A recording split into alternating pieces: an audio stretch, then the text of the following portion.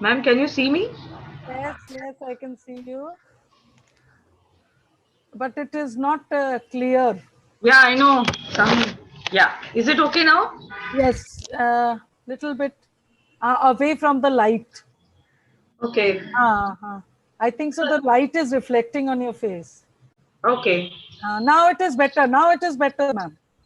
Yeah, but I have slanted the computer. That's why. Okay, okay, Maybe I'll just switch off on light and see. okay, okay.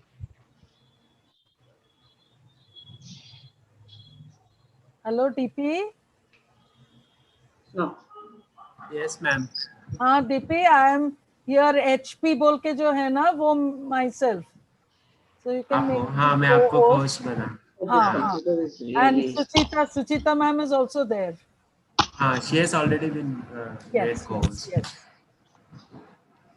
And Subodh also co-host, very good. Yeah. Then, और कौन है? और Yes, made me the co-host. Vaishaki, हाँ Really. हाँ he has हाँ made. हाँ. Okay, okay, Huh? I have also been made the co-host. okay. And Arundhati madam will also join. So I'm there. Vaishaki has already made me the co-host. Okay, okay, हाँ? okay, okay. Yeah. सुचिता ma'am का light का कुछ गड़बड़ हो रहा है. हाँ, yes, हाँ, yes. स्क्रीन में कुछ तो प्रॉब्लम है. हाँ. I'll just change the angle and see. हाँ. Yes. Yeah. Again it No, is Prasad. coming.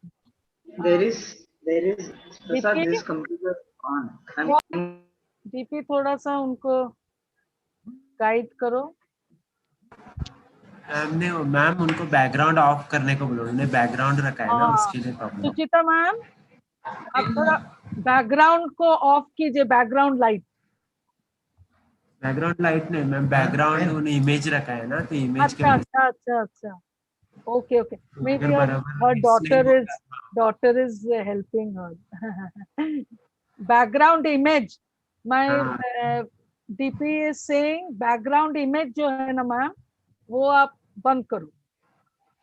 Of कर दो. तो अगर आपका बैकग्राउंड ग्रीन नहीं होगा ना तो बराबर से रिफ्लेक्ट नहीं होगा. हाँ. Sir is coming. Sir, Himanshu sir. Praveen sir is already there. अच्छा. Himanshu sir. No, Praveen sir. Himanshu sir, I think is in meeting. Okay. So Praveen, instead of Himanshu sir, Praveen sir will be. ठीक है. अच्छा जब सब लोग बोलेंगे ना कुछ देवश्री मैडम co-host बनाने का, but they are coming from the lectures. So ma'am उनको कोर्स नहीं बना तो भी वो बात कर सकते हैं, कोई प्रॉब्लम बात कर सकते हैं ना. ठीक. Because चाहिए तो सुबोध सर को होस्ट बना के रखता हूँ, तो वो किसको भी को-होस्ट या कुछ कर सकते हैं. ठीक है.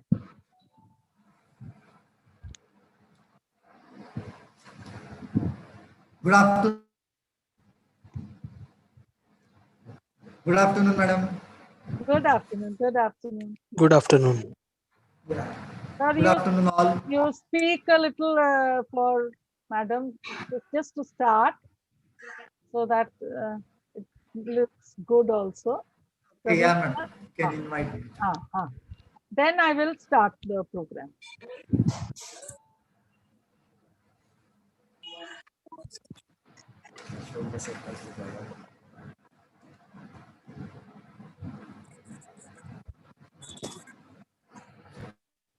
Suchita ma'am, things are being done.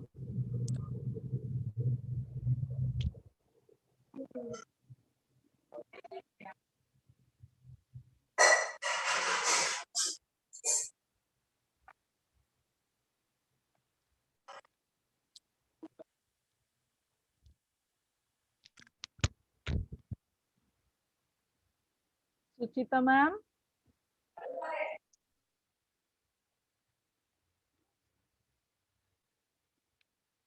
Can you hear me, ma'am?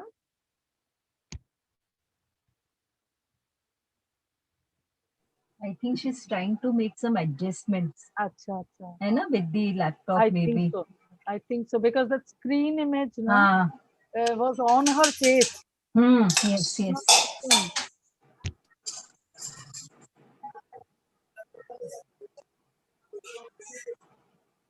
My students are joining. Ah, Good. Yeah. So nice. Now you are seen clearly. Yes. Welcome, welcome. I have to thank my daughter Yes, and yes. my husband. Really. Big support.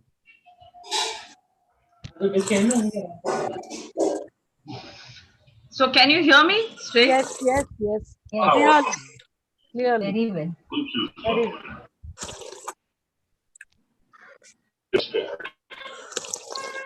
Now let us, can we start our program? My students are also coming. Sure. All my colleagues, students are joining slowly. Thank you, sir. Thank you very much.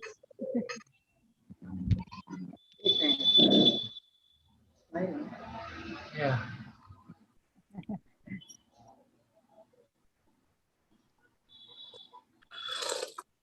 So let us start with our program today.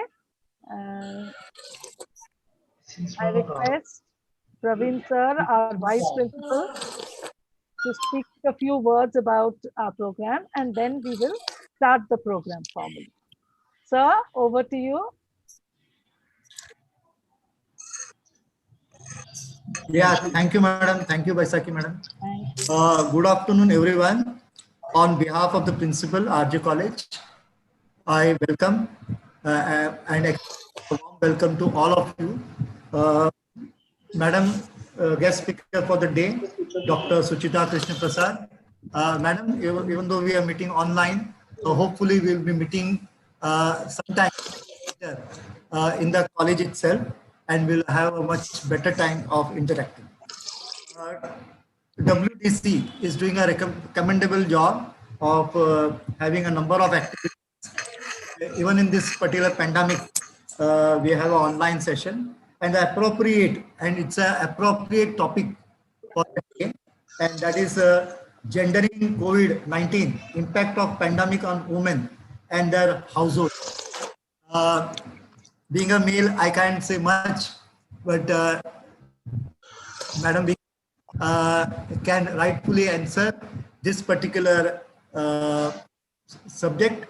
But I know that in these times it's too tiring because all the members are at home and household work no small matter than the outside work.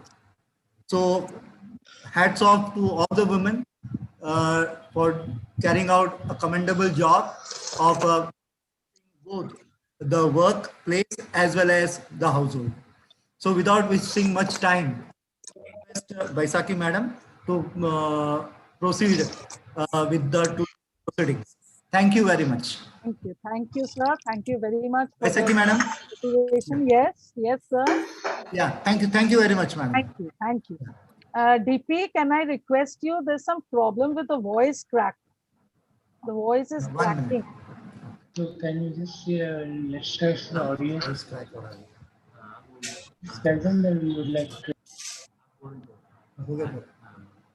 Just tell them. Hello.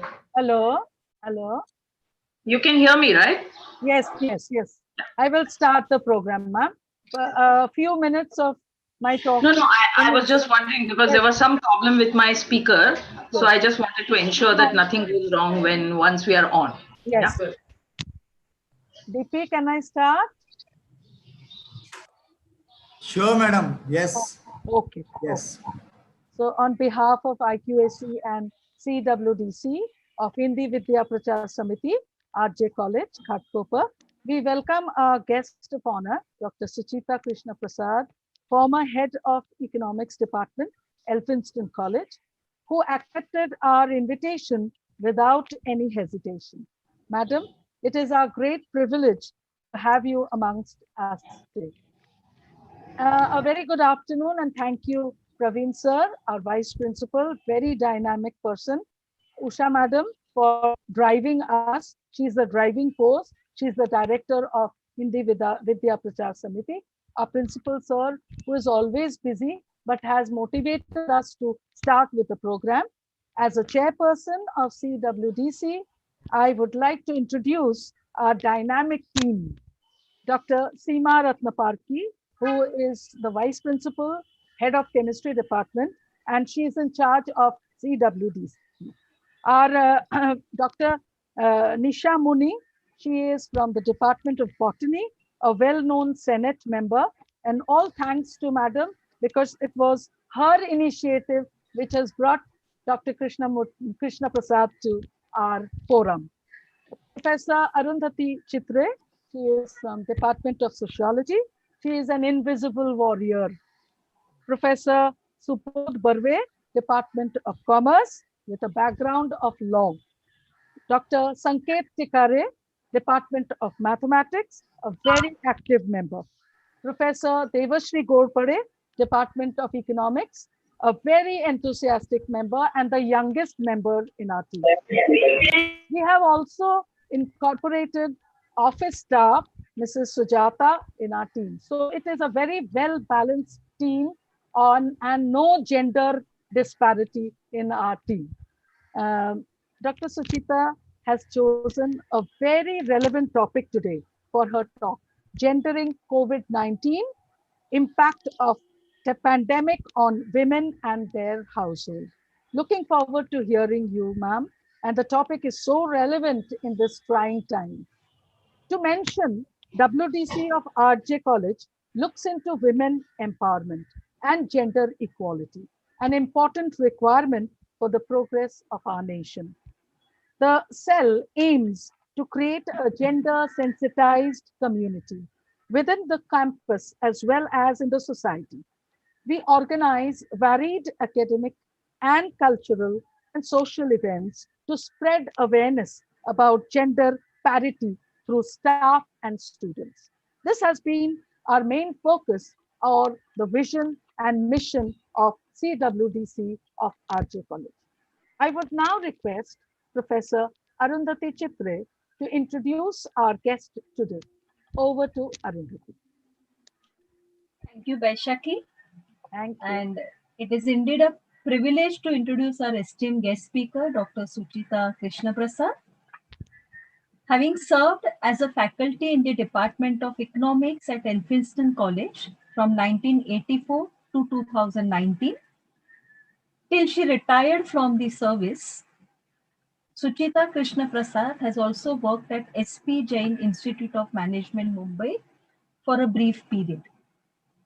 Suchita ma'am's areas of interest are labor and development economics and industrial relations. She is a life member of Indian Society of Labor Economics and has presented and published several research papers at various annual national conferences held by the society, besides a similar contribution in various international conferences. Papers written by her have been published in edited volumes dedicated to the themes like globalization and industrial relations. Suchita ma'am is closely associated with Ambedkar Institute of Labor Studies and has consistently worked as a resource person for the training programs jointly organized by the Ambedkar Institute and FES to empower trade union leaders with ideas for strategies in future. Besides contributing as a chairperson for several UGC-sponsored workshops, Suchita ma'am has worked as a consultant and an external collaborator to 2 projects by ILO in the past in the areas of social dialogue. Recently, she has worked on another project for ILO relating to policy responses towards relief and recovery in the context of COVID-19 in India. I now request Suchita ma'am to deliver her lecture on the topic Gendering COVID-19, Impact of Pandemic on Women and Their Household. Prior to that, it is a request to the audience to kindly put in their queries in the chat box. The question answer session will be taken up after the lecture. Over to you, ma'am. Thank you. Thank you so much for all that kind introduction and having me here. And I hope I throw some light on the relevant topic. And you have chosen a very relevant topic. And I wish that today's session turns out to be something fruitful and thought provoking. With that, can I now begin with my presentation? Yes, yes, ma'am. Yes, ma'am. Yes, ma'am.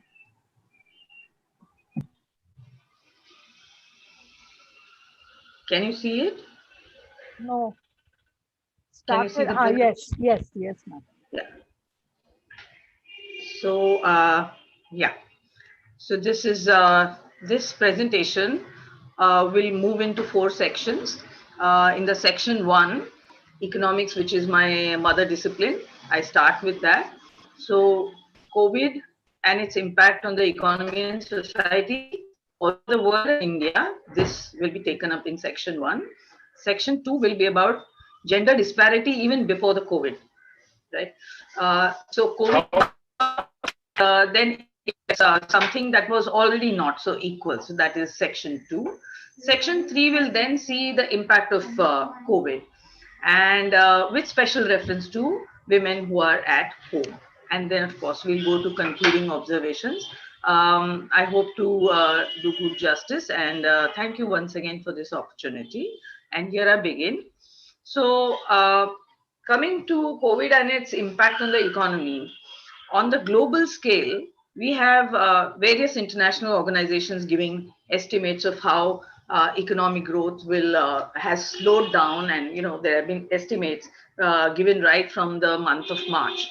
So this is an ILO estimate that world has lost about 400 full-time jobs in the second quarter. That means uh, you know uh, March is when the financial year begins. So the first quarter of the financial year of this year, we have lost about 400 million jobs.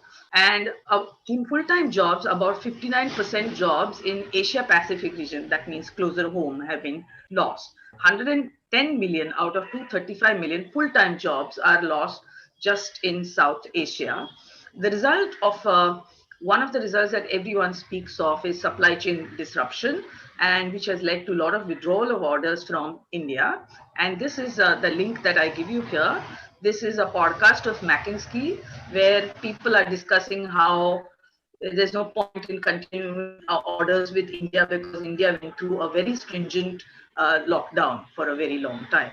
So the result is, of course, the drop in the growth rate. IMS has revised. International Monetary Fund has revised its estimate, and it says that the global GDP will drop by 3%.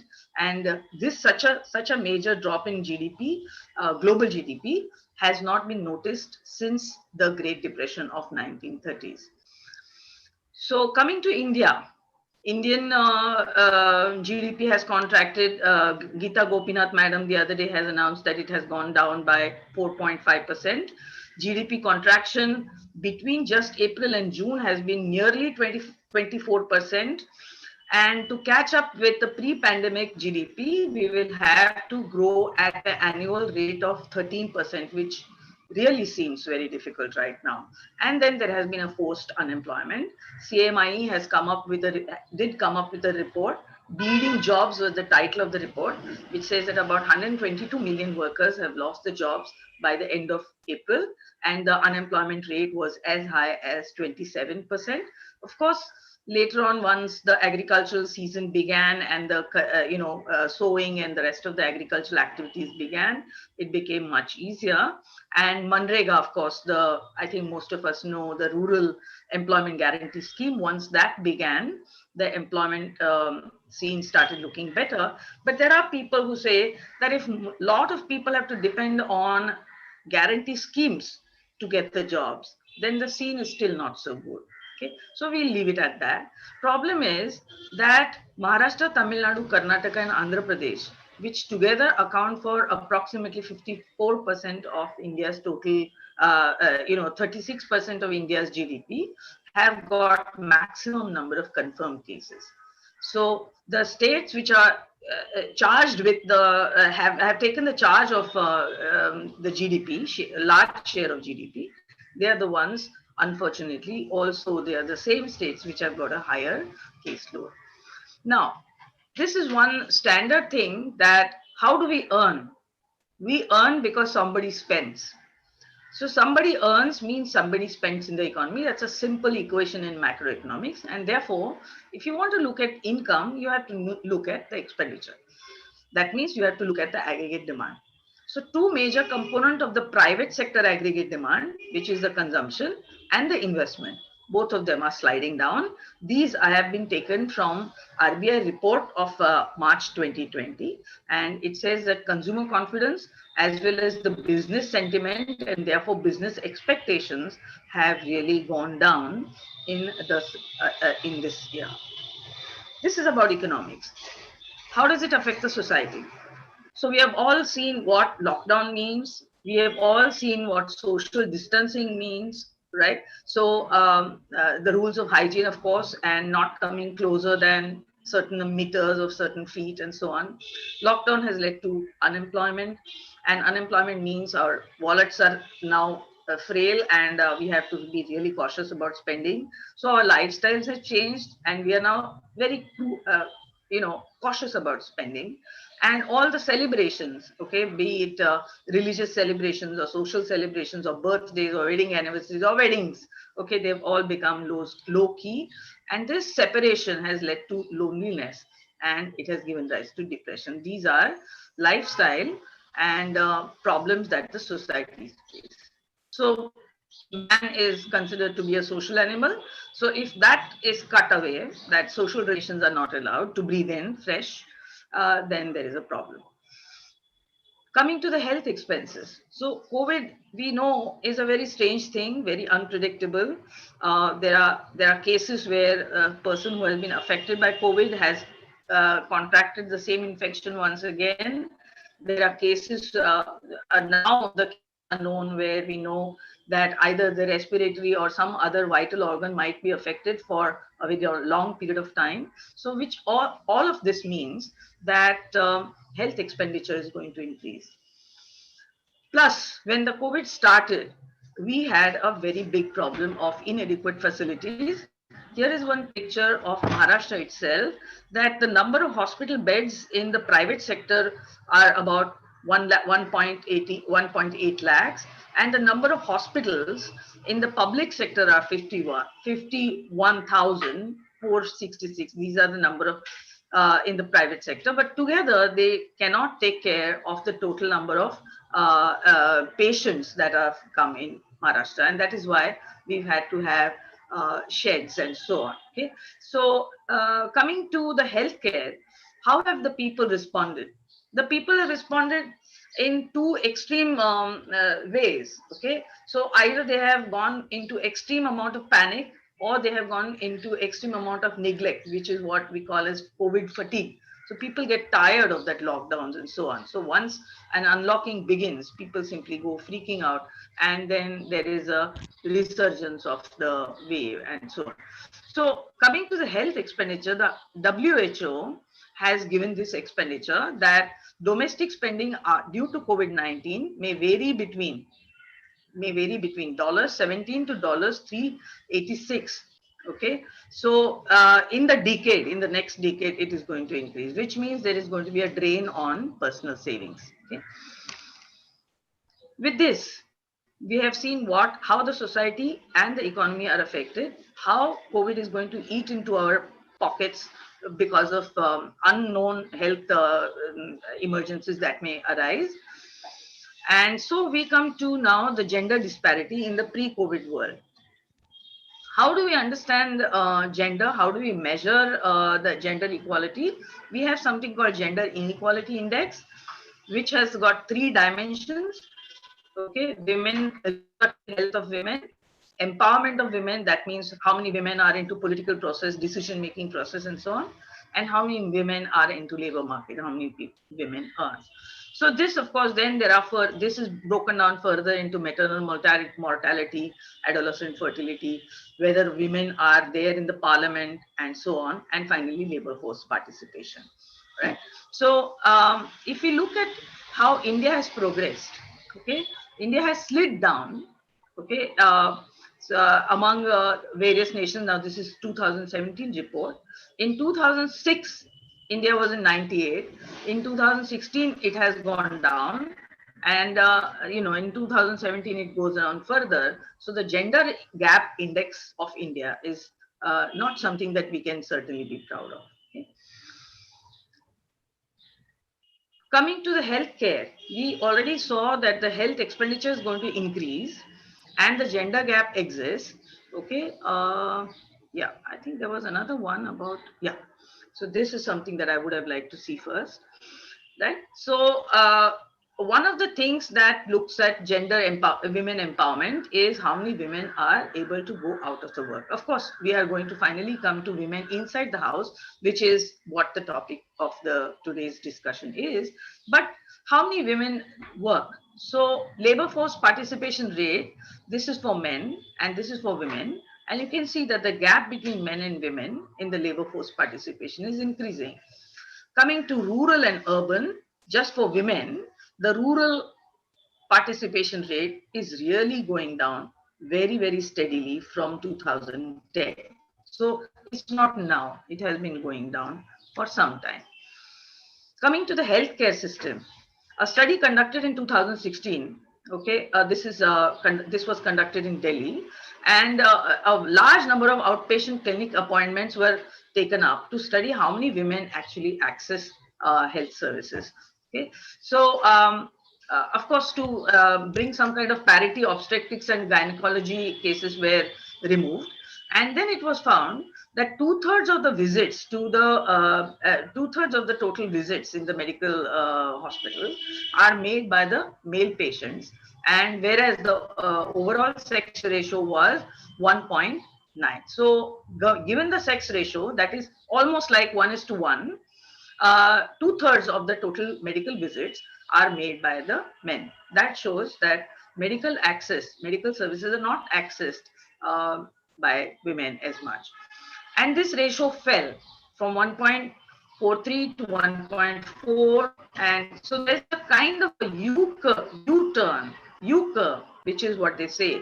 That means that as you go into the age of 31 to 44 or 41 to 59, the medical visits go down. So if you're a very young girl, maybe there are more visits. And if you're too old, probably there are visits. But in between, that means the women who are looking after household, there is probably much more neglect of health issues, right? So this particular study, I will, of course, later on share with you all the links, okay? And I have already shared my PPT with Professor Subodh, so you can always access it from there. So the study concludes that around 4 lakhs of female outpatient visits are missing. That means if you estimate it backwards, given the population, men-women ratio in the population, so many women are simply not taking access to medical work. Coming to women in work. So the labor force participation rate, which we saw in the previous slide, it has gone down and it is one of the lowest in the world. There are only 10 countries which are below India, and they are who? Which are those countries? Egypt, Morocco, Somalia, Iran, Algeria, Jordan, Iraq, Syria, and Yemen. Think of all these countries. All these countries have experienced a prolonged years of war and prolonged years of political instability. So it is grim, really grim, that India should do just marginally better than them. In fact, Pakistan and Bangladesh do better than us in terms of female labor force participation. Right? The next point says that women in the age group of 35 to 39 are the ones that have left the labor force at the most rapid rate in the recent years. All right. So if you break this, 35 to 50 is, let's say, labor force market, okay, labor market years. And in that, lot of women, about 2 in 3 women, that means 66% of women have said that they want to leave so that they can attend to the domestic duties and they cannot go out. So, yeah. So this is how I'm slowly coming to women inside the home. We have seen we have tried to trace or map the status of women outside, and slowly we will come to what is happening inside. So women account for 32% of workforce in the informal economy.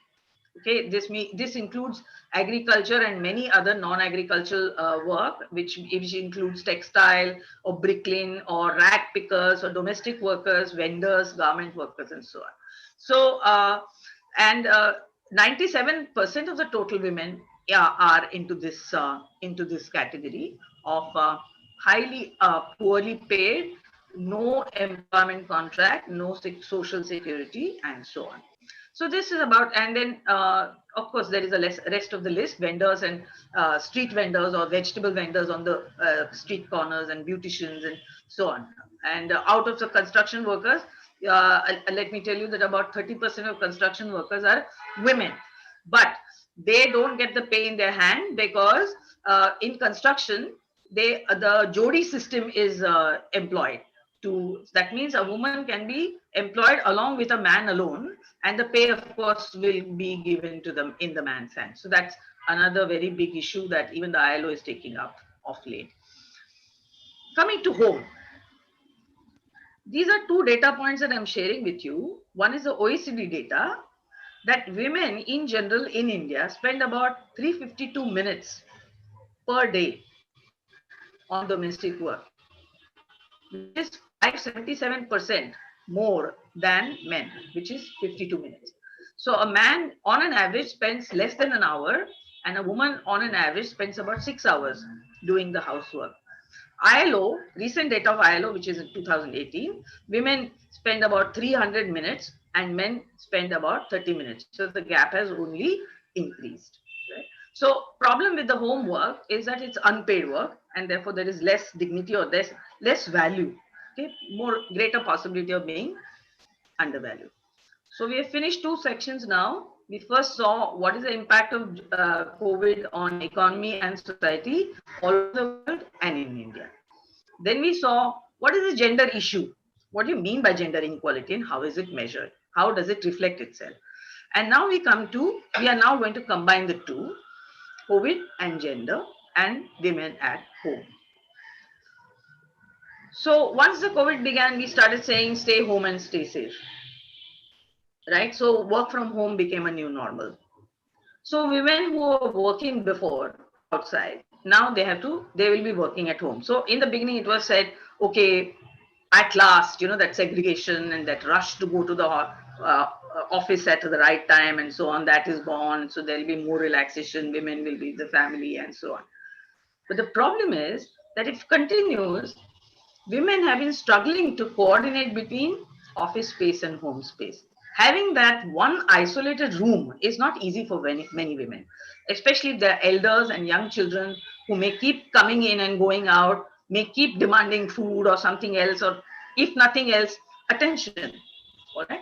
So this has been emotionally a challenging time for women, coordinating between or trying to keep that office space and the home space separate. And of course, many of us know that working hours therefore have become endless. Okay, they've got extended on both sides, beginning and the end. So there's no beginning, there's no end. Okay? Online and available all the time. And then children who are going on for online education. Okay, either children have to go for online education and the women have to look after that. This picture, I think, is evocative enough. Okay, or then children have been dropouts. If they are low, middle, or poor classes, then they have been dropouts. So if there are dropouts, there is a problem. There is an anxiety of what will happen to our children, and they are online. And again, there is a problem that they're not probably paying enough attention, and the rest of it. I don't think I need to say what has been happening in the online classes. So this is a UN expert group study which says that women spend more time. So if it came to childcare or homeschooling, which was another option, just as women can work from home, children can have homeschooling, right? So this particular study of UN expert group says that whether it is childcare or whether it is homeschooling, it was always women, even in countries like UK, Germany, and US. Okay, it was always the women who had to spend more time with the children. Coming to a UNESCO estimate, okay, about 89% of the school age children are now out of school. those who cannot afford to be online. Okay, one might have also read a few anecdotes of how some children committed suicide because parents cannot give them the Android phone and the education cannot be continued. So it's a highly stressful time. And this 89% is about 1.54 billion children. Okay, and that includes 743. Okay, just about half of million girls, right? Over 111 million of these girls are living in extreme poverty, where gender disparities in education are already very high. So already they would have been probably school dropouts after 4th standard or 7th standard as the social norms are, but now they are not even able to continue with that 4th and 7th standard, right? What happens when there's so much poverty and there's the education cannot be continued? We shall see in a few slides from now. So first of all, work from home is a pressure, children's education is a pressure, and now you have to also spend more time providing care. So you can't just cook and leave. Okay, so there are women who are making kadas and making other concoctions to increase the immunity of the elderly. All right. So United Nations study has confirmed that, you see, creches, other institutional childcare which was available before COVID, they find it risky to continue, and therefore in the lockdown they were closed, right? And children can, I mean, the creche, if you don't have money to pay, that is number one. And secondly, if the creche woman or the creche organizers do not want to take the risk, then these two factors have led to a lot of closure of institutional and community childcare centers, and that has constrained women's ability to work. So children who are going out are no longer able to go out, so the women have to now deal with that.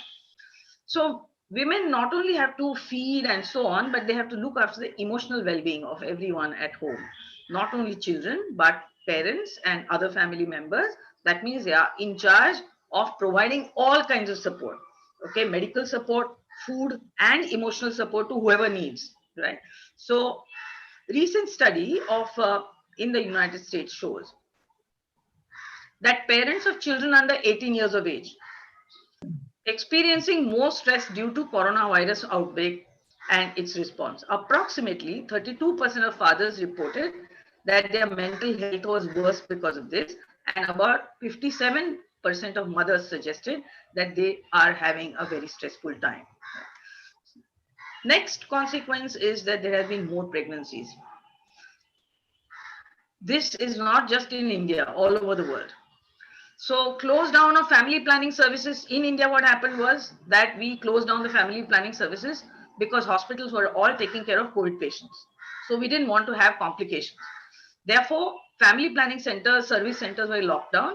And so therefore, Population Foundation in India, the result of this is that there is an estimate of 20 million newborns in January 21, which is 9 months after the announcement of the first lockdown in March, because 25 million couples in India could not access contraception. If you go look at the data, or every kind of contraception, including the pills and the other kind of protection, the usage of that has substantially dropped the percentage-wise.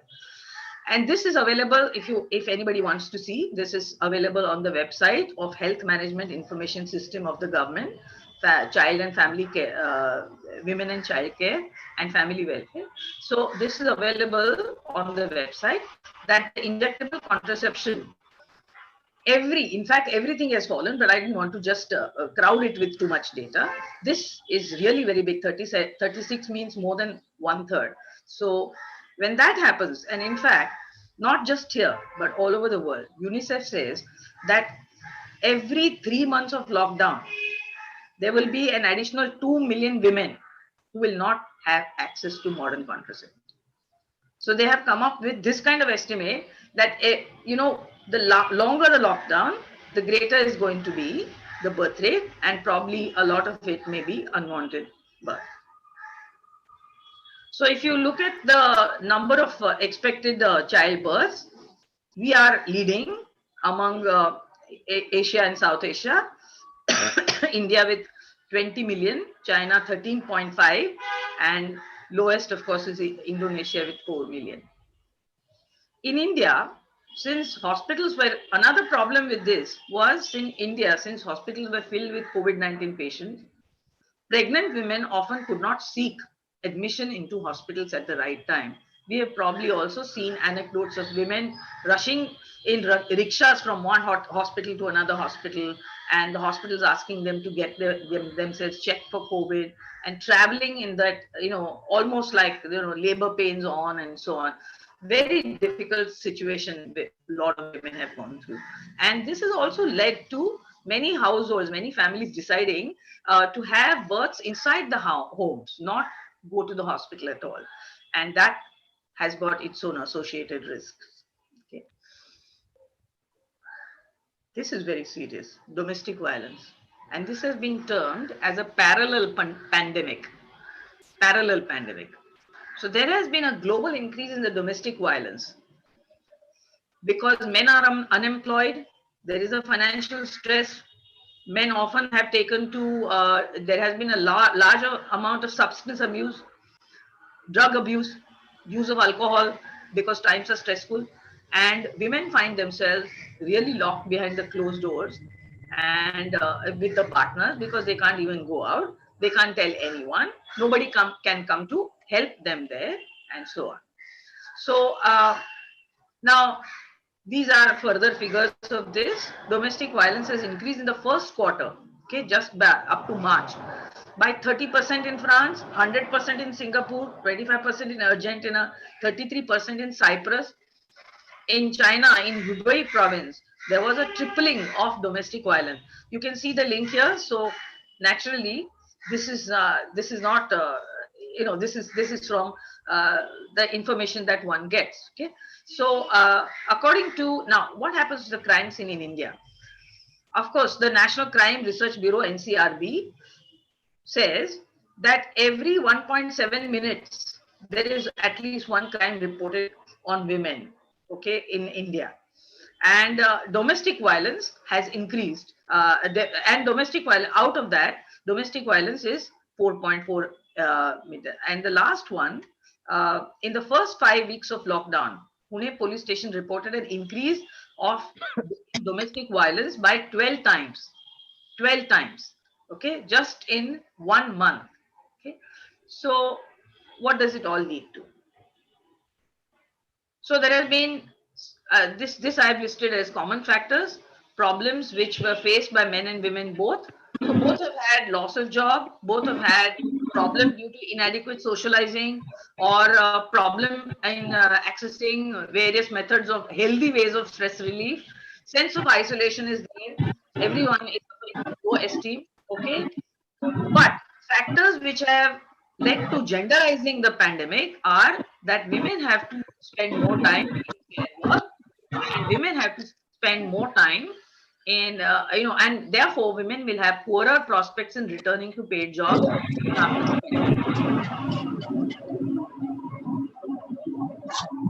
Is there any problem? Can I continue?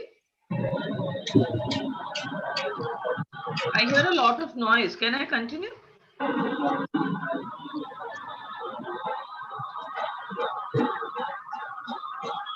Can I continue? Can you hear me? Okay. Yes, ma'am. Continue you. Okay. Yeah. So while these are, there are some factors which have led to problems with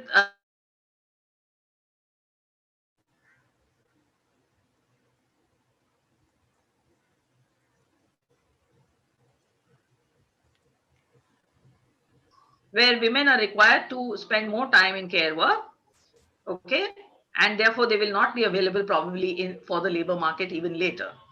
And of course, there has been a greater physical and psychological violence and abuse against women. So that batters their self-esteem even further. So these are some evidences once again. One, this is one study of US where 53% women said that COVID-related stress has led to a negative impact on their mental health. Okay, and this is a study in our own country, Andhra Pradesh. Okay, Department of Psychology of Andhra Pradesh University has made a study titled Progression of Mental Health Issues in COVID. okay, where they have found that women really have suffered a lot of mental stress and gone into depression at a higher rate than. And once again, interestingly, there are more problems with married women than unmarried women. So it is clear that marriage brings about that additional pressure to always comply and refuse to bow down and yield to the pressure of family. Okay, this is not moving. Just give me a second. Yeah. So this is what we have all suffered. What is the impact on the next generation? And this is where I would like you to draw your attention to this, that closure of schools, closure of institutional childcare like creches and so on. There have been closure of orphanages as well. Poverty, fear of spreading of infection and high rate of dropouts and closure of orphanages has led to a large number of child marriages. World Bank is estimating that 13 million more girls might be forced into early marriages in the coming decade, not just right now, but in coming decade. And newspaper reports say that this is happening in Maharashtra as well, which is one of very progressive states in the country. With this, now I come to my concluding observation. Just one word here. So this is almost like a mother of pandemic. It's not just health hazard. It's not just the risks the health or lives of people, but it's a pandemic of domestic violence. It is a pandemic of depression, mental depression. It is a pandemic of precarious childbirths, unwanted childbirths. Yeah. And it's a pandemic of poor that will yield to poor status of women. So in this grim reality, one would like to end with something positive. And that positive thing is what Lori Sokol, in her book, She Is Me, How Women Will Save the World, says. And this is a very interesting book. Those who would have time, I think it will be a nice thing to see. I'm just taking one conclusion, one observation of hers in this short time. And she notes this, that countries in the world which have been led by women, like New Zealand, Iceland, Finland, Denmark, Taiwan, Germany, have been the most successful ones in minimizing the impact of COVID-19 in terms of both death toll and impact on their economies. So she goes into details of how women can be better leaders. And if women become decision makers, they can reduce the harm and improve the situations because they are intrinsically more, they have natural intelligence of nurturing people and so on. What can we do here? Here, I have taken something from a group which is called Gurgaon Moms. Okay, so which says that if you come together, you can make a difference. So women can come together and form a network, which is not difficult right now. Imagine how we are meeting right now. We are not next to each other, but we are still meeting. And after I finish saying what I have to say, we will interact and we'll come out with some ideas. All right. So this interaction is now possible through WhatsApp, through other social media and so on. So this kind of networking is very important for women, especially those who are, pushed to wall because of financial stress or emotional stress and so on. I know of women who have taken different routes. I know of friends who have started baking, who have started doing different things, who have started doing yoga, who have started baking just out of interest. So take up your hobbies or learn things on online or YouTube or whatever and network with each other, and that networking can help women to consolidate their position or to gain the strength. Okay, so this Gurgaon Moms was actually launched in 2011, started by a lady who was herself an MBA, and right now it has got about 25,000 members, and they meet with each other and ask anything like, who is your yoga teacher and where did you learn Madhubani, or how are you dealing with your children, or if you have got a slow learner, what are you doing with them? All right. So when we learn from each other, it gives us a sense of comfort that there are others like me, number one, and there are others who have succeeded to go beyond the point that of depression. So basically, depression and all the other things can be tackled once you have some source of communication, and women are wonderful communicators. Women are wonderful communicators. So if that network can be established, I think we can do quite a few things. In fact, over here, since you have such a dynamic department of psychology, sociology, and you're led by a very, what did you say, equitable kind of team, maybe you can, nowadays it is very easy to just send a question on the Google, right? And you can probably conduct some interviews or something into various kinds of women in various social status, from juggies to gated communities and so on, and find out what women are going through. So with that, I once again thank the organizers for giving me this opportunity. It's always a pleasure to interact with people who are uh, alive to contemporary problems and contemporary reality. Thank you so much. So this is a links to all the references, and as I said, I have already passed on my PPTs, so those who are interested can get into this. And thank you very much. Thank you, ma'am. Thank you very much. Hello, Sanket. Yeah. Yes, madam. Can you take up the in the chat box with the questions, please? Yes, there are no questions, madam, in the chat box. But there was one thing that it was highly Yes. important, a very intriguing talk given by Amit madam. Yes, So please read out whatever has come in the chat box. Okay. Because, many people have liked it and they are giving comments. So just read out. Even if there are no questions, we can definitely encourage the students to ask questions. Ma'am can answer your questions, please. Okay. Students? Okay. Okay. There is one question from Professor Amita Valmiki, madam. Has the unique cultural background of Asian countries deteriorating impact on women in corporate or overall territory sectors? Any religious background? Also, religious background, she has asked. Yeah. So can I take it up? Yes, ma'am. Yeah. So see, we just now we said that in Asian countries, in fact, the number of child marriages that are likely to happen according to the World Bank, there'll be a higher number in Asian countries and Southeast Asia. Okay. That is number one. Coming to the corporate jobs, there was another study of, I think, India Spread or something. I'll share with you. Probably it will be in one of those links as well, which says that women are stuck into low growth and low productivity sectors.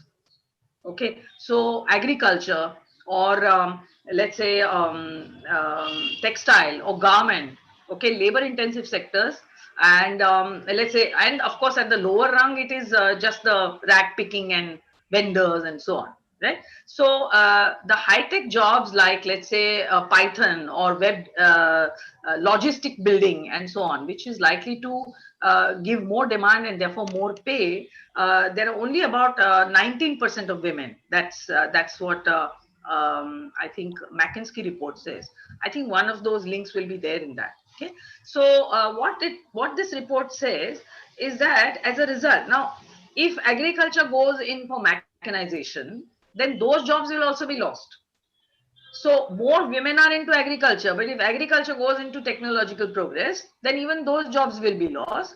But on the higher rung, women have not gone either because they are dropouts, or the families think that, eventually you're going to be at home and you will be only supporting the livelihood of your family. You are not the main earner, and therefore that doesn't happen. So it is true that particularly in Asian countries, okay, it would be difficult to say about religion right now. I will not go into that, but the corporate, very fewer and fewer people go into corporate. Why corporate? Even in our gender development index about political participation, We are worse than Bangladesh. Okay, so even when you have 30% reservation and so on, there are studies which say that the remote is again in somebody else's hands. So we need to do, there is a lot of work to be done before women take the agency of their lives and say that, okay, this is my life and I'm going to decide. Of course, I'm not anti you or I'm not anti family, but let me have some, respect my brain and respect my power to make a decision. Okay, thank you, madam. I want to mention, ma'am, Amit madam is the head of philosophy department. She's a globe-trotter and she's a feminist also. So her question was very relevant. Being an Asian country, how India has reacted, and that was very well answered by you. Right. That Thank we you. have to now take the reign in our own hands. Yes or no? The women have to take their reign in their own life. Yes. And there's another question, Sanket. Yes. Yes. There is another question from Professor Vaishali Raikwar, madam.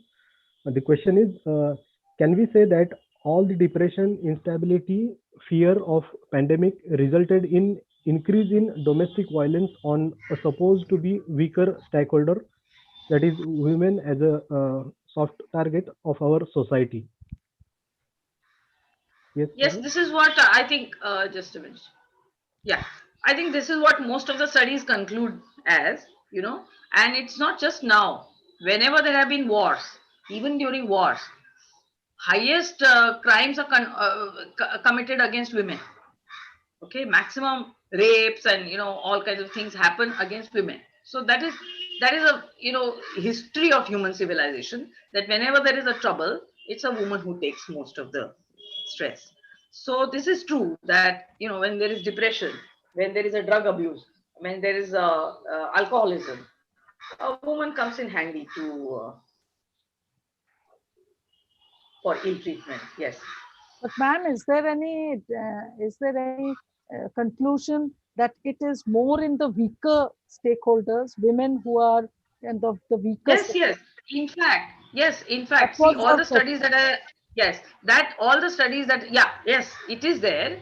In fact, I didn't go into that because there are labor market studies which say that whatever is the bias in the society, that gets reflected in the occupations. All right. So whatever is the bias in the society, that gets reflected in the at home. So basically, why I started my presentation from outside is that what happens outside, it gets reflected at home.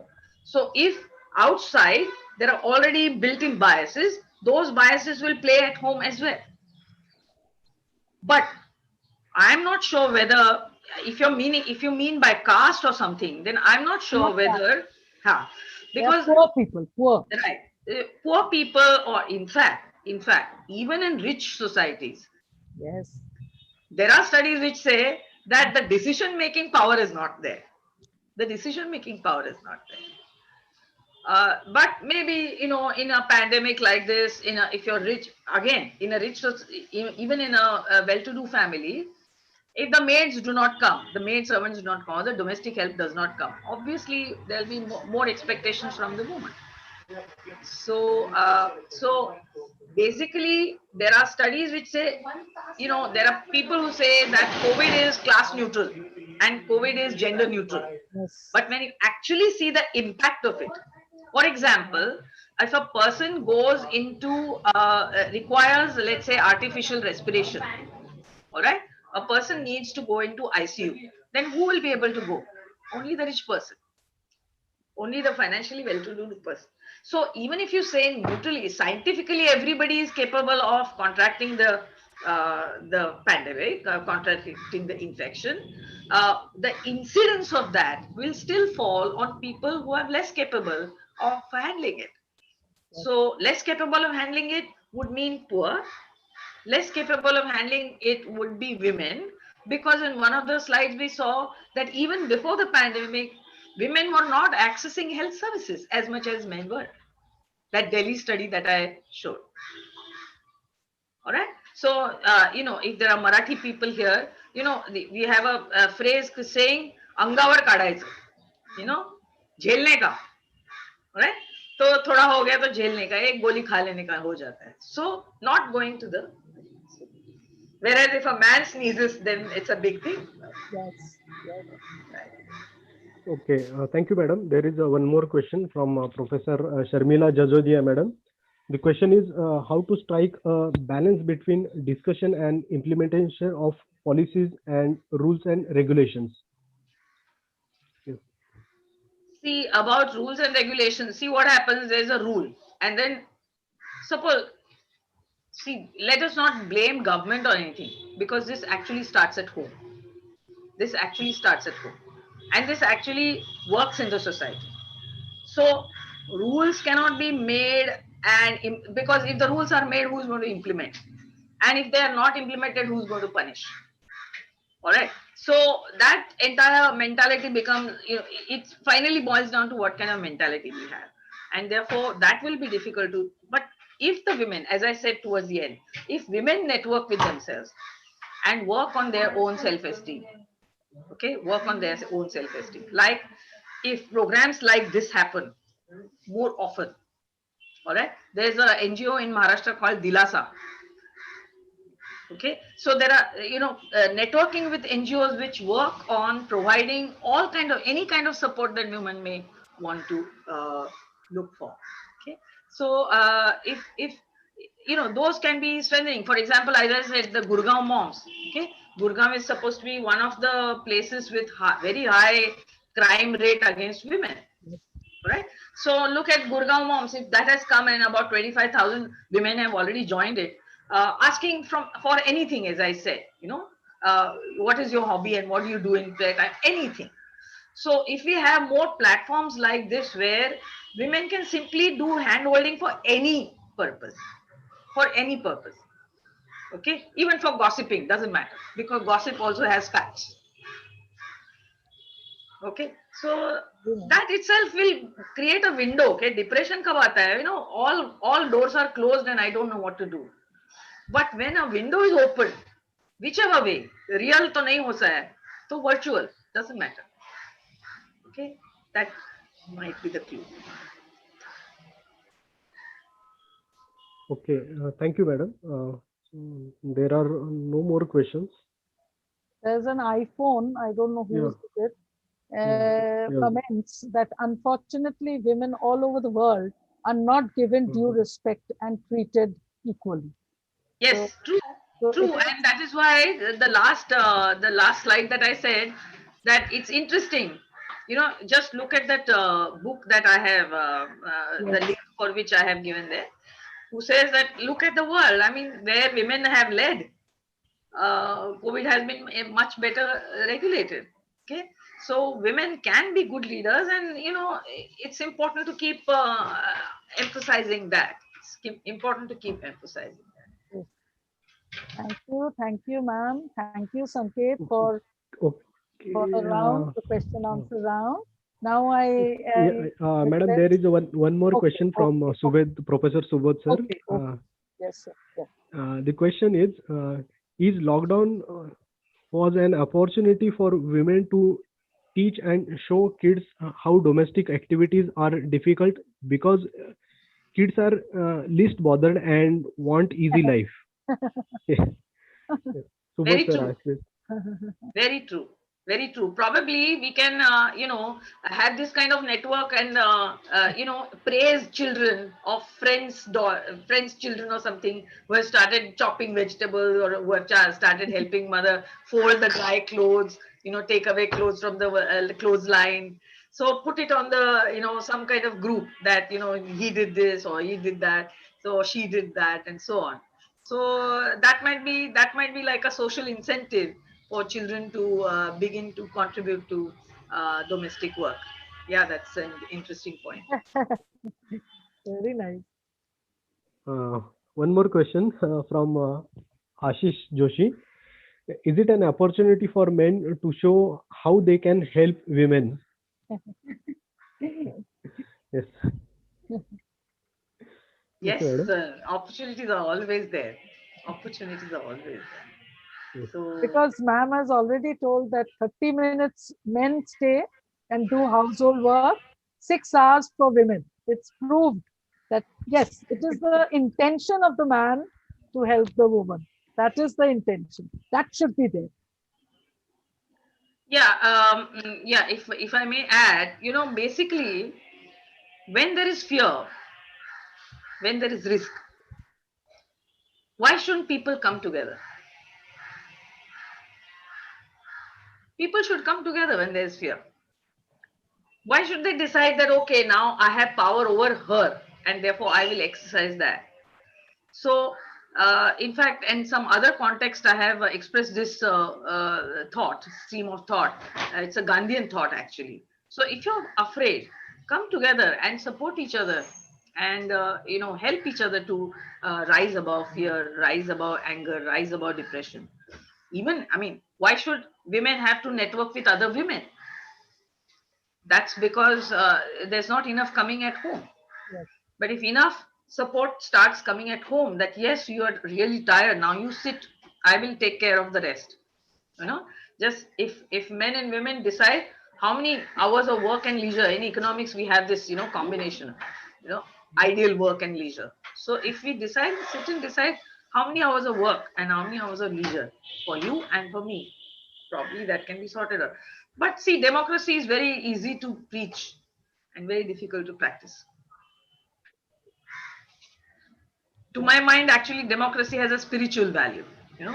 Like Vivekananda said, each soul is potentially divine. That's what democracy means. Each person has a vote. Okay, so if each person has a vote, that means each person has a place to say at the household level. Maybe we'll be in a different society. Very true. Yes, yes. Yes, of course, lockdown is an opportunity. Lockdown is an opportunity for many things. You see, in lockdown, for example, many people said pollution went down. All right. And we stopped going for branded clothes and unnecessary expenditure. All right. We stopped celebrating, hugely. So only 50 people for a wedding and only 25 people for whatever and so on. So this has taught us a lot of things about, humbling down. COVID has actually humbled us down. Yes. And because it is so unpredictable, there is fear, and therefore it has humbled down the humanity. But that humbling down it came by force. But if it becomes a norm of living, then we would have crossed another limit. We would have crossed into another threshold. I think so. No more questions. Yes. Yeah, here Amita Valmiki says yes. Yes. Yes. She is a what to say, a fiery orator also. No.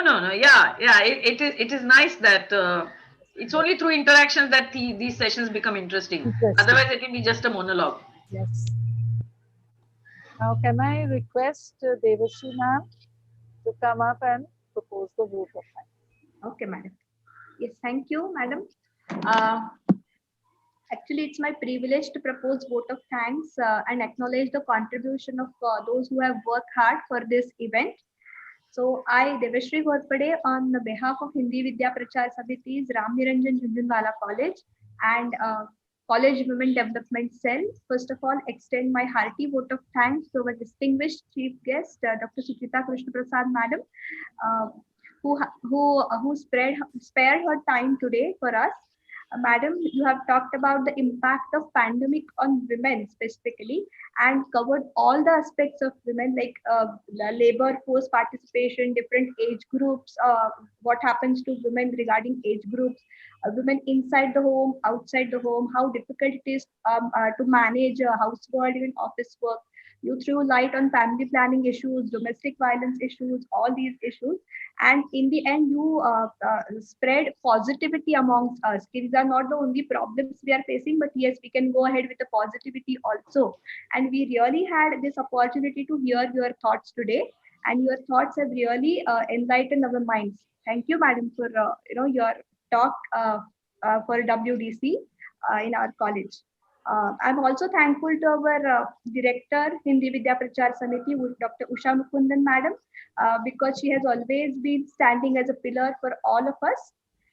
I extend my sincere vote of thanks to our principal, Dr. Himanshu Dauda sir, for being the catalyst and that stimulated us to do our best today. A big thank you to all our vice principals for their continuous support.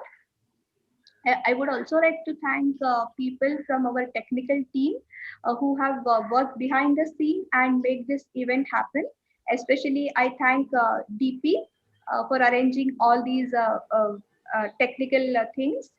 And I also extend my thanks to all the committee members for their cooperation and the involvement to take on the completion of their duties. And last but not the least, I thank wonderful students to date who have joined this talk in such a great numbers, without which this event would not have been possible. Okay, so thank you one and all, and have a nice evening today. So thank you. Thank you very much. Thank you, madam, for being with us and sharing your thoughts. So we hope that in future we will continue these endeavors and you be one of them among the guests. Yes or no, ma'am? So without any hesitation, you said yes this time. I want this to be repeated. When we meet, we will meet personally and have a nice program together. Thank you, my team members. My team members, without their support, nothing can be done. Thank you. Thank you once again, Thank you, madam. Sita ma'am, and thank you for the talk. Thank you, ma'am. Can I conclude the meeting? Yes. Thank you, madam. Yes. Yes, Subodh. Okay.